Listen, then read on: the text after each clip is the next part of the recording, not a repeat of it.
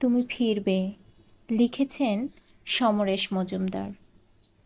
তুমি ফিরবে কোনো একদিন, হয়তো নীলিমায় হারানো কোনো এক নিষ্প্রভ বলাই, নতুবা কোনো এক নবীন হেমন্তে, একদিনে নির্মল খোলা হাওয়ায়, অথবা কোনো এক শ্রাবণের দিনে অহরহ ঝরা ঘন কালো মেঘ বৃষ্টির মুহুর্মুহু নির্ঝর খেলায়।